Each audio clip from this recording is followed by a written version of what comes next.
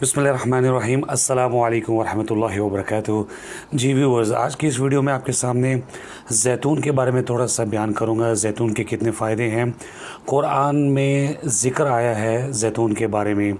सूरत 3 में अल्लाह ताला ने कसम खाई है इंजीर की और ज़ैतून की। तो जिस चीज़ की अल्लाह ताला ने कसम खाई है वो कितनी फ़ायदेमंद चीज़ होगी। इसकी ख़ासियत क्या है ज़ैतून की? इसके अंदर vitamin A, vitamin D, vitamin E और विटामिन के मौजूद होता है।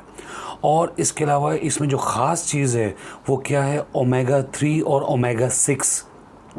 ये दोनों जो फैटी एसिड्स हैं ये हमारे दिल के लिए, दिल की मूवमेंट के लिए, दिल के पास कोलेस्ट्रॉल को इकट्ठा ना करने के लिए और दिल के फंक्शन को रवा रखने के लिए ये बहुत ही फ़ायदेमंद फैटी एसिड्स हैं जो कि ये दोनों जैतून में हमें मिलते हैं।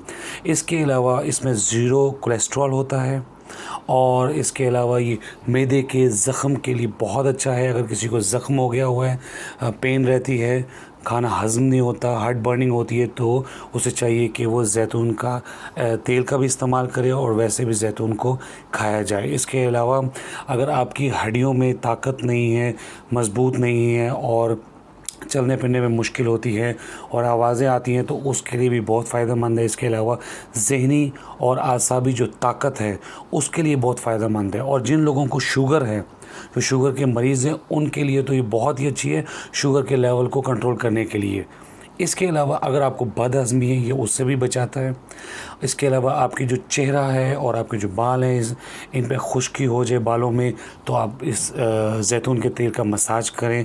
इसके अलावा चेहरे पर आपकी झुर्रियाँ वगैरह होती हैं, इसके लिए बहुत फ़ायदेमंद है। रात को सोने से पहले थोड़ा सा ज़ैतून का ऑयल अपने फिंगर्स पे लगा के आप इसका मसाज कर सकते हैं। और इसके अलावा अब कौन सा ऑलिव ऑयल इस्तेमाल किया जाए खाने के लिए और कौन सा मसाज के लिए, तो जो एक्स्ट्रा वर्जिन ऑलिव ऑयल होता है इसको आप पकाने के लिए इस्तेमाल नहीं कर सकते, इसको हीट नहीं दे सकते, ये प्योर फॉर्म होती है। तो बेहतर ये कि सुबह के टाइम में आप दूध लेकर उसके अंदर 1 चम्मच जो है उसका ज़ैतून का ऑयल उसमें डाल के आप उसको लें, पिएँ आप, तो वो आपके लिए बहुत फ़ायदेमंद होगा। इसके अलावा दोपहर को आप जो सैलड होता है उसके ऊपर आप डाल के इसको खा सकते हैं। इसके अलावा वर्जिन ऑलिव ऑयल होता है तो ये भी प्योर फॉर्म होती है, इसको भी आप गर्म नहीं कर सकते, इसको भी आप इसी तरह दूध में इस्तेमाल कर सकते हैं, नीम गर्म पानी में इस्तेमाल कर सकते हैं और सैलेड के ऊपर डाल के आप इसको खा सकते हैं। इसके अलावा जो रिफाइंड ऑलिव ऑयल होता है इसको आप पका सकते हैं, खाने में यूज़ कर सकते हैं।